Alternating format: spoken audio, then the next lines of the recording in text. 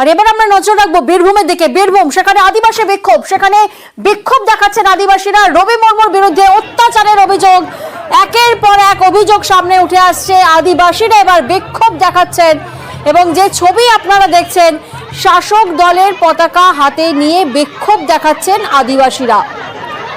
প্রতিনিধি ইন্দ্রজিৎ এই মুহূর্তে আমাদের সঙ্গে রয়েছেন। ইন্দ্রজিৎ, রবি মুর্মুর বিরুদ্ধে বিক্ষোভ দেখাচ্ছেন অভিযোগ নিয়ে আদিবাসীরা, কি কি অভিযোগ ওনার বিরুদ্ধে রয়েছে?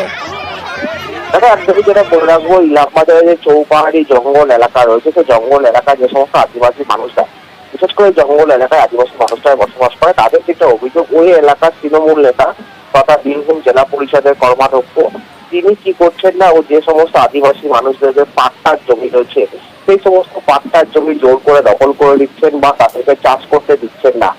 পাশাপাশি তাদেরকে মারধর করা হচ্ছে, হুমকি দেওয়া হচ্ছে, কেন তারা চাষ করছে, এই সমস্ত বিষয়গুলি দীর্ঘদিন ধরে চলে আসছে বলেই অভিযোগ। এবং তারা পুলিশের কাছে জানিয়েছে, ব্লক নেতৃত্বকে জানিয়েছে, জেলা নেতৃত্বকে জানিয়েছে, কেউ কোনো ব্যবস্থা করছে না। সেই জন্যই তারা কিন্তু আজকে রাস্তায় নেমে বিক্ষোভ দেখাতে শুরু করে এবং তারা সেটা জানাচ্ছে যে তারা কিন্তু তৃণমূল কংগ্রেসের এই সমর্থক, তারা তৃণমূল কংগ্রেসের সঙ্গেই যুক্ত। শুধুমাত্র রবি মুর্মু এই জিনিসটি করছে তৃণমূল নেতা হয়ে। 7 জন তৃণমূলের ব্লক নেতৃত্ব, অর্থাৎ ইলামবাজার ব্লক নেতৃত্ব বা জেলা নেতৃত্ব, এই রবি মুর্মু কোনো ব্যবস্থা করুক, তা না হলে কিন্তু এইভাবে চলতে পারে না। কারণ তাদের জমি জায়গা থেকে শুরু করে তাদেরকে চাষ করতে দেওয়া হচ্ছে না, এমনটাই অভিযোগ।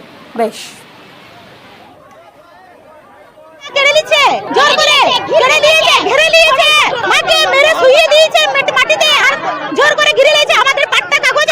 ওদের কিছুই নেই, ওরা বলছে কাগজপত্র কিছুই চলবে না, শুধু দখল চলবে, মুখের কথাই চলবে। আদিবাসী নিয়ম, এটাই নিয়ম। আমরা পুলিশ প্রশাসনের কাছে গেছিলাম, প্রশাসন কোনো অ্যাকশন নেই নাই। রবি মুর্মু নেতৃত্বে এইসব আমাদের আদিবাসী গ্রামে তাণ্ডব চালাইছে, আমাদের আদিবাসী উপরে রবি এইসব টর্চারিং চালাচ্ছে। তাহলে আমরা কিভাবে বাঁচবো?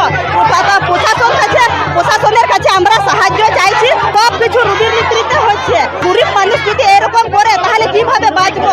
আমরা এখানে আমরা মারধরের বিশ্বাসিত নই, কারণ মাটি মানুষের সরকার মমতা বন্দ্যোপাধ্যায় প্রথমেই বলেছে 2011 সালে বদলানোর বদল চাই। সেই বদলের রাজনীতি করে এসেছি আমরা, যারা কখনো বলছে সিপিএম, কখনো বলছে অমুক দল, যে লোকসভা কেন্দ্রে যে টাকা ভাগাভাগি নিয়ে গণ্ডগোল বিজেপি, সেই আবেগটাকে আমাদের মধ্যে ফেলার চেষ্টা করছে। সেই ব্যক্তিগুলো কারা, যারা তৃণমূল ফ্ল্যাগ নিয়ে করছে, তারা আদৌ আমাদের দলের লোক, সেটাকে আগে ভালো করে ভেরিফাই করা হোক। সেই তৃণমূলের ফ্ল্যাগটাকে ব্যবহার করা হচ্ছে, তার জন্য তাদের বিরুদ্ধে এফআইআর করা হোক।